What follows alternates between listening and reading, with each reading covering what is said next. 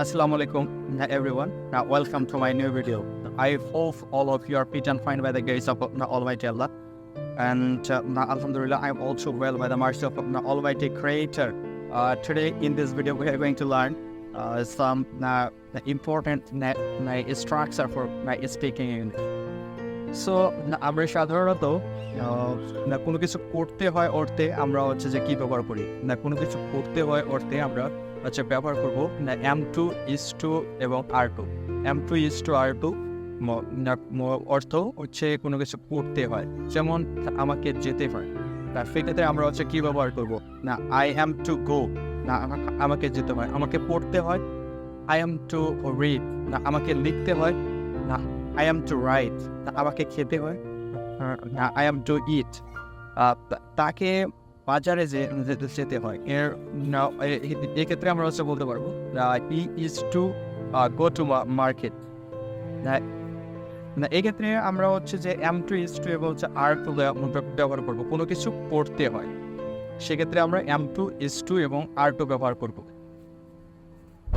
এখন যদি বলি যে মিনাকে রান্না করতে হয়, সেক্ষেত্রে আমরা হচ্ছে যে কি বলতে পারবো মিনা is to cook, মিনাকে রান্না করতে হয়। এবং কোনো কিছু বাধ্যবাধকতামূলক অর্থে আমরা হচ্ছে কি ব্যবহার করব না করতে হবে, কোনো কিছু করতে হবে সেক্ষেত্রে আমরা হচ্ছে যে ব্যবহার করতে পারবো হ্যাভ টু অথবা হ্যাজ টু। হ্যাভ টু অথবা হ্যাজ টু অর্থ হচ্ছে কোনো কিছু করতে হবে বাধ্যতামূলক। যেমন আমাকে ইংরেজি শিখতে হবে না I have to learn English, আমাকে পড়তে হবে I have to read, না আমাকে লিখতে হবে না I have to write, তাকে না আসতে হবে he has to come, তাকে যেতে হবে he has to go। কোনো কিছু করতে হবে বাধ্যবাধকতামূলক হলে সেক্ষেত্রে আমরা হ্যাভ টু অথবা হ্যাজ টু ব্যবহার করব।